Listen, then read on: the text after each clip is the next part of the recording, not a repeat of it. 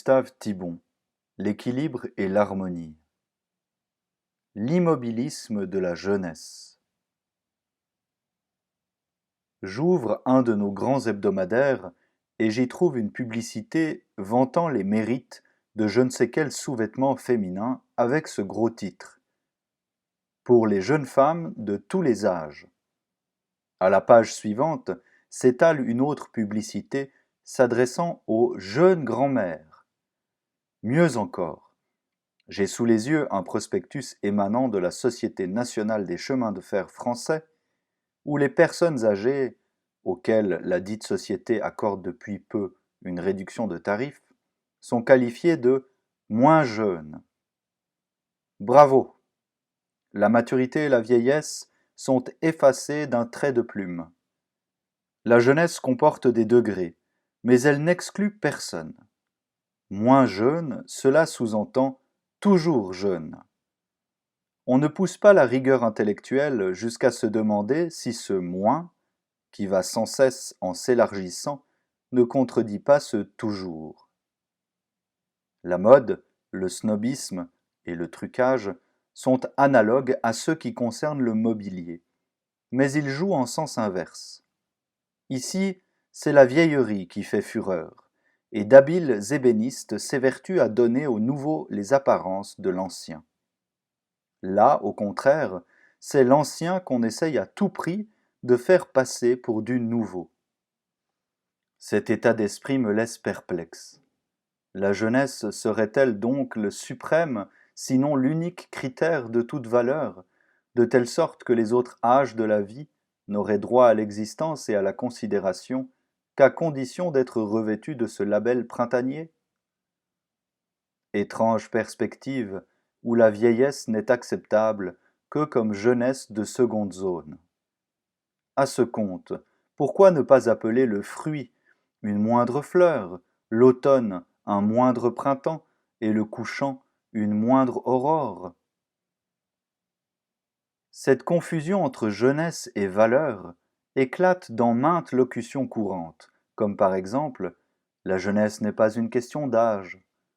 Celui qui parle ainsi, et notons au passage que c'est toujours un homme âgé, désigne par le mot jeunesse non pas un état chronologique, mais un ensemble de qualités, enthousiasme, pouvoir créateur, générosité, etc., qui tiennent au tempérament et au niveau moral de l'individu plus qu'à son âge, et dont la jeunesse est très loin d'avoir l'exclusivité.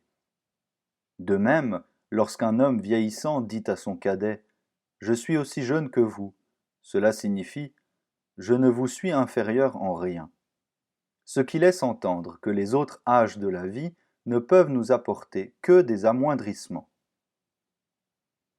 Je ne partage pas ce préjugé et je suis prêt à reconnaître devant n'importe quel jeune que j'ai perdu une large partie des attributs de la jeunesse.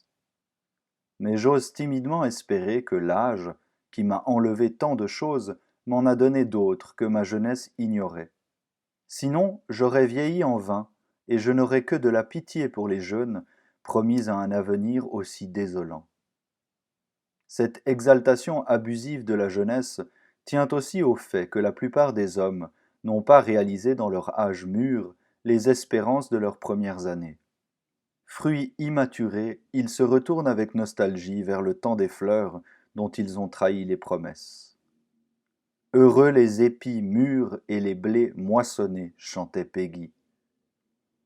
Mais les épis secs ne se consolent pas d'avoir perdu la verdeur du blé en herbe. Mauvaise orientation.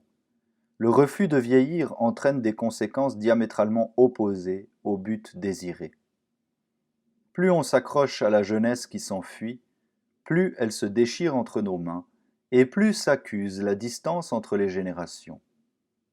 Tous les moyens artificiels de paraître jeune, depuis les cosmétiques et les toilettes, pauvre grand-mère fardée jusqu'à l'os et affublée d'une mini-jupe dans la rue ou d'un 2 pièces sur les plages, jusqu'à l'imitation des manières ou du vocabulaire de la nouvelle vague, soulignent les marques de l'âge au lieu de les effacer. Le déguisement printanier fait ressortir par contraste les flétrissures de l'automne. C'est le monde moderne qui veut cela, m'a dit un jour une sémillante quinquagénaire qui jouait à la jeune fille. Je lui ai fait remarquer que le monde moderne se contredit lorsqu'il affirme d'un côté qu'il faut rester jeune à tout prix et que, de l'autre, il nous répète sans cesse qu'il faut être de son temps et qu'on ne revient pas en arrière. Est-ce donc être de son temps que de refuser d'avoir son âge? Et n'est-ce pas la pire façon de revenir en arrière que de se cramponner désespérément à un passé définitivement révolu?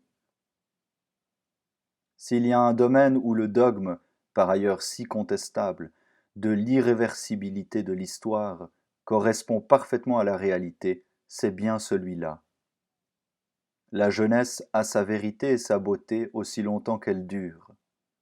Si on essaye de l'étirer hors de ses limites, on la rend chronique à la manière des maladies. Notre époque, éprise de nouveautés et de changements, condamne indistinctement toutes les formes de l'immobilisme. Il est étrange qu'elle fasse exception pour une seule, la plus absurde et la plus ridicule de toutes, l'immobilisme de la jeunesse.